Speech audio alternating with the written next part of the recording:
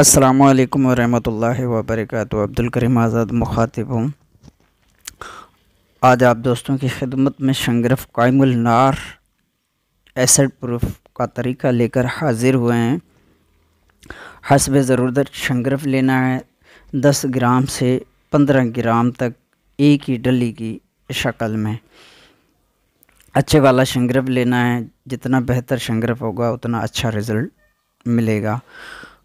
और 1 लीटर मट्टी का तेल ले लेना है। मट्टी के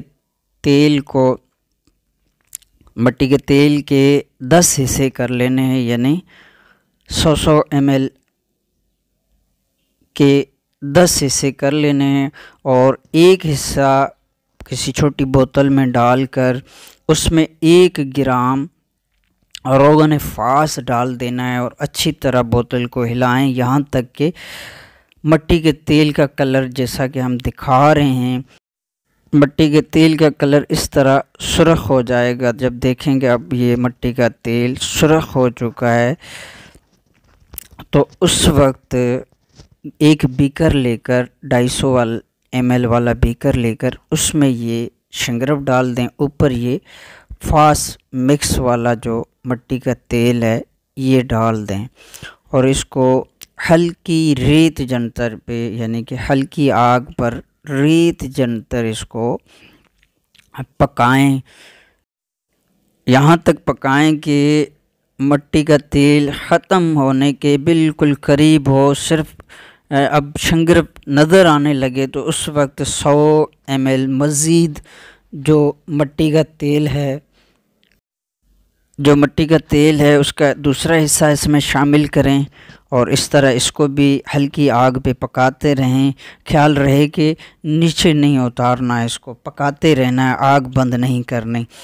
एक हिस्सा पकाया फिर आग बंद नहीं की जाएगी, उसी जगह पर दूसरा हिस्सा इसमें मट्टी का तेल शामिल कर लेना है और धीरे धीरे इसको पकाते रहना। इस तरह एक हिस्सा, दूसरा हिस्सा, तीसरा हिस्सा, चौथा हिस्सा, पांचवा हिस्सा, इस तरह करके एक हिस्सा मट्टी का तेल इसमें जज़ब कराते जाएं। खुश्क होने के करीब हो तो दूसरा हिस्सा इसमें शामिल कर दें। इस तरह करके तमाम 1 लीटर तेल इसमें जज़ब करा लेना है। मट्टी का तेल 1 लीटर इसमें जज़ब कराना है। मट्टी के तेल के 10 हिस्से किए जाएंगे। पहले हिस्से में ही अच्छी तरह बोतल में डालकर और इसमें 1 ग्राम फास का तेल डाला जाएगा। फिर इसको अच्छी तरह हिला लें ताकि ये अच्छी तरह दोनों जब मिक्स हो जाएं तो बीकर में शंगरफ डालकर ये हिस्सा डालकर इसको पकाया जाएगा। इस तरह करके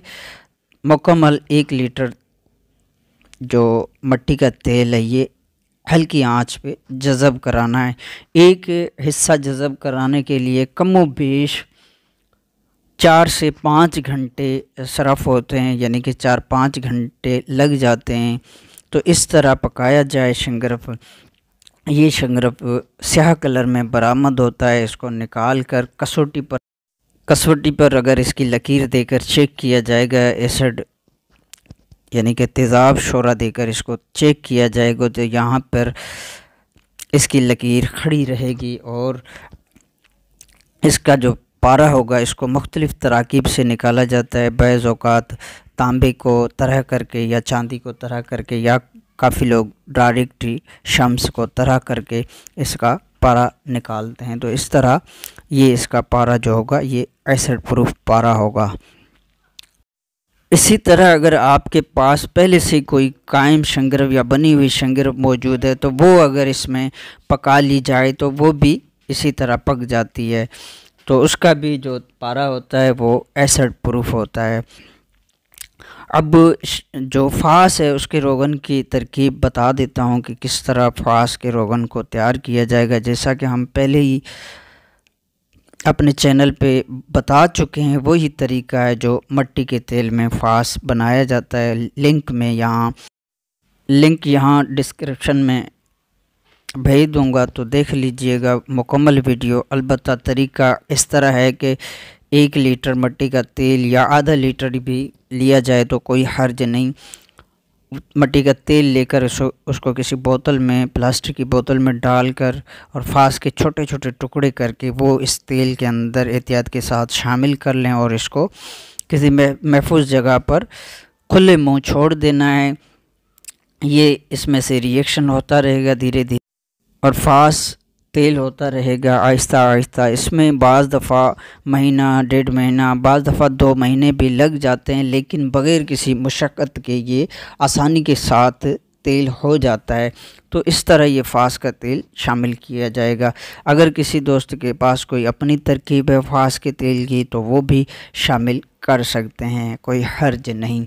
तो इस तरह ये मिट्टी का तेल में से फास बनाकर ये फास का तेल जो है इस मिट्टी के तेल में शामिल करके और इस शंगरफ को पकाया जाए तो यहाँ इसका पारा एसिड प्रूफ हो जाता है। आपकी दुआओं का तालिब, अब्दुल करीम आज़ाद।